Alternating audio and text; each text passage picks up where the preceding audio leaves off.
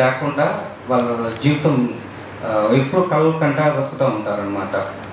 Just లైఫ్లో కొన్ని కావాలంటే కొన్ని వదలాలి, అన్నీ రావు, అట్లానే అన్నీ వదులుకోకూడదు అన్న చిన్న కాన్సెప్ట్ని స్టోరీ రూపంలో స్క్రీన్ ప్లే రాసి ఒక మనిషి జీవితంలో ఒక రోజులో ఏం జరిగింది అన్న ఒక చిన్న థాట్లో తీసిన షార్ట్ ఫిల్మ్ అనేది. And thank you very much.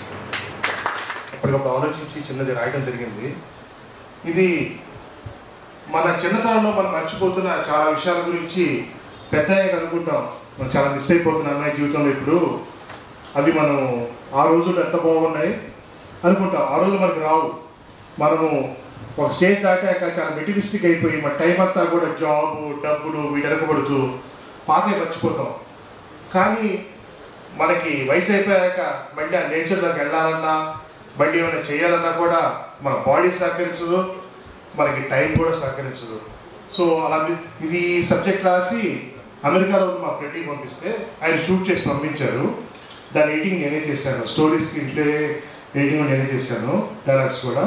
కాకపోతే ఏంటంటే ఇందులో ఇండియాలో తీసిన కొన్ని సీన్స్ ఉన్నాయి ఫ్లాష్ బ్యాక్వి, అవి నేనే షూట్ చేసినవి. సో అవి కూడా మిక్స్ చేసాం అనమాట. చిన్నతనాన్ని గుర్తించుకున్న పెద్ద ఆయన ఎలా ఫీల్ అవుతున్నారు నా సబ్జెక్ట్ గురించి, మనం మిస్ అవుతున్నది ఏంటి ఇవాళ రేపు మన దాని గురించి చెప్పడం జరిగింది. So please see and enjoy. Thank you. And ఒక చిన్న విషయము, మనం విభవాన్ని షార్ట్ ఫిల్మ్ తీసి ఇక్కడే ఫస్ట్ స్క్రీనింగ్ చేశాము. అది ఈ రోజున 22,000 వ్యూస్ వచ్చాయి. సో దాని అంతా కూడా కారణం మీ అందరి ప్రోత్సాహమే. Extremely thank you. మా అమ్మగారికి నేను థ్యాంక్స్ చెప్పాలి, ఆవిడ నా పర్మిషన్ ఇవ్వకపోతే నేను ఇక్కడ దాకా వచ్చి ఉండాలి. ఇంకా ఈ స్టేజ్ ఈ షార్ట్ ఫిలిం ఇక్కడ దాకా వచ్చిందంటే రామయ్య గారి కారణం, ఆయన థ్యాంక్స్ చెప్పాలి. రామయ్య గారు థ్యాంక్స్.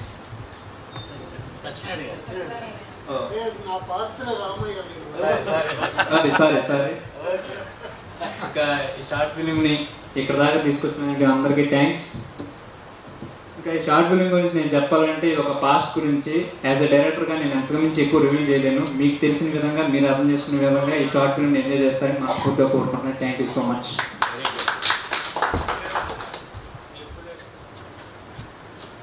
సభకు నమస్కారం అండి. తినబోతూ రిచార్డ్ ఎందుకు చూస్తారు అలాగే సినిమా పోతే నేను సినిమా చేస్తున్నానండి, పోస్ట్ ప్రొడక్షన్లో ఉంది. అది ఆపుకొని కూడా ఎందుకు వచ్చానంటే పూర్వం మనకి ఇతిహాసాల్లో చెప్పబడినట్టుగా రామలక్ష్మణుని విశ్వామిత్రుడు తీసుకెళ్ళి రాక్షసుల నుంచి యజ్ఞయాగాల్ని కాపాడమని చెప్పి కోరడం, రాముడు ఆ యజ్ఞయాగాల్ని సరైన విధంగా జరపడానికే ఆ రాక్షసులను చంపడం, ఇది అందరికీ తెలిసిన విషయం.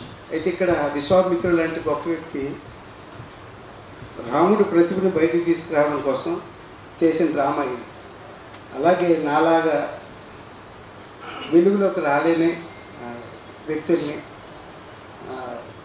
పెద్దలైన వాళ్ళు ఈ విధంగా ఒక మంచి ప్లాట్ఫామ్ ఇచ్చి వాళ్ళని ప్రమోట్ చేయటం ఒక వంతు అయితే, దానికి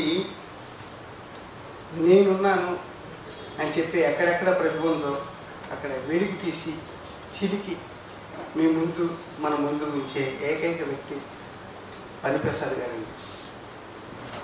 నిజంగా నేను ఈ రోజుల్లో అంత మానవత్వపు విలువలున్న మనిషిని నేను ఎక్కడ చూడలేదు. అది చెప్పడం కోసం ఇక్కడికి వచ్చాను. ఈ సినిమా ఈ షార్ట్ ఫిల్మ్ 1.5 రోజుల్లో చేశాను, 0 బడ్జెట్లో చేశాను. దానికి కారణం అందరూ సహకరించారు. అది నా గొప్పతనం కాదు, అందరూ సహకరించారు. అవసరం మాకు నేర్పింది నా భార్యే డిఓపి. కథ, మాటలు, screenplay, direction, editing, colour correction, RR, ఎఫెక్ట్లు ఇవన్నీ అవసరం నేర్పింది. ఎందుకంటే మా దగ్గర డబ్బులు లేవు కాబట్టి మేమే చేసుకున్నాం. ఒకసారి చూడండి, ఆశీర్వదించండి. ఇప్పుడు ఫీచర్ ఫిల్మ్ బొబ్బిలిదనం అని చేస్తున్నాను. సరే, సినిమా అయిపోయిందండి, 12 రోజులను పూర్తి చేశాను. అది పోస్ట్ ప్రొడక్షన్లో ఉంది. అన్నీ అనుకున్నట్లు జరిగితే మే 1ని ఒక 50 థియేటర్లో రిలీజ్ చేయాలని సంకల్పం. ఈ ప్లాట్ఫామ్లో మళ్ళీ ఇంకోసారి వచ్చి మిమ్మల్ని కలవాలని ఉంది. Thank you. ప్రత్యేకంగా నా అభిప్రాయం అంటే ఏమీ లేదు. మీ రెస్పాన్స్తో తెలిసిపోయింది ఇవన్నీ బాగా మీరు ఆస్వాదించారు అని. లాస్ట్ ఫిల్మ్ శ్రీనివాసరావు గారు షార్ట్ ఫిల్మ్ అంటే చాలా లాంగ్ ఫిల్మ్నే చూపించారు.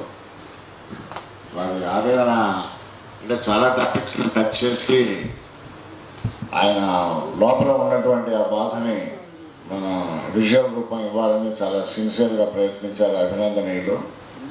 మిగతా వాటిల్లో కూడా లాస్ట్ విష్ కూడా ఒక ప్రొడక్షన్ టెక్నిక్స్ వాటి పరంగా చూస్తే బాగానే ఉంది, కానీ కొంచెం పాజిటివ్ నోట్ జనరల్గా మనం ఎక్స్పెక్ట్ చేస్తాం. ఒక కథ రాసిన కథ ఎంత దారుణంగా రాసినా చివరికి ముగింపులో మనం ఒక శుభంకారుడు వేయడం మనకు అలవాటు, మన సాంప్రదాయము. అది కథ ఆ విధంగా ఉన్నా నాకు అనిపించింది ఏంటంటే చివరికి ఒక పెద్ద మనిషి చేత ఈ విధంగా ఆవేశపడి ప్రాణాలు తీసుకోవద్దు, that is something to achieve in life, ఏదో ఒక రకంగా అవకాశాలు ఉంటాయి అని ఒక పెద్ద మనిషి చేత కథే తర్వాత 1 or 2 డైలాగ్స్ చెప్తే ఒక మెసేజ్ కానీ నాకు అనిపించింది. చార్లీ గారు తీసింది కూడా బాగానే ఉంది, కానీ నాకు అర్థం కాదు. అంటే I'm only an actor, I'm not a director or direction person. అంటే స్లైడ్స్ ద్వారా చూపించారు, అది ఒక ప్రయోగం లేదా అతను మామూలుగా కూడా అడగచ్చు, ఏం బాబు నువ్వు ఎక్కడ ఎందుకున్నావు, వాడు మాట్లాడు ఎలాగో ఇంట్లోకి వచ్చిన తర్వాత. అది స్లైడ్స్ ద్వారా this fellow is trying to talk to him, he is not replying. అది ఎందుకనేది నాకు అర్థం కాలేదు, బట్ ఇట్ ఈస్ ఓకే, ఒక కొత్త ప్రయోగం అని చెప్పని అనుకోవచ్చు. సరే, ఉగాది పండగ అంటే ఇక చెప్పే పనే లేదనుకోండి. మన పండుగలు సాంప్రదాయాలు మనం కాపాడుకోవాలి కాబట్టి ముఖ్యంగా విదేశాల్లో ఉన్న వాళ్ళు కూడా తాపత్రయపడటం అనేది మనం కొంచెం మన హృదయానికి సాంత్వన కలిగించే విషయం, మనందరం ఆనందించదగ్గ విషయం. So I once again congratulate all the 4 directors and producers for their sincere efforts. Thank you. Sponsors Nagaraj గారు వాళ్ళు సోషల్ సర్వీస్లో ఉంటారు. భూదాన్ పోచంపల్లిలో కొన్ని వందల కోతులకి ఆహారం సరఫరా చేస్తుంటారు వారి మీద.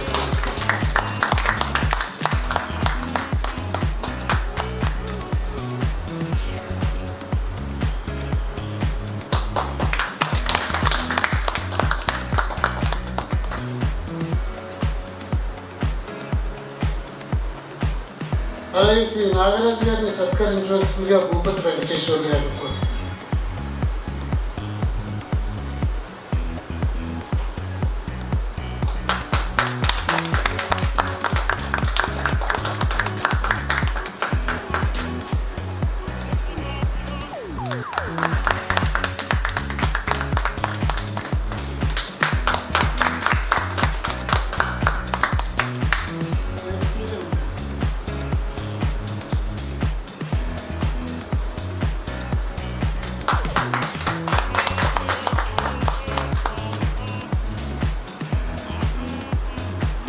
విదేశంలో కలిసి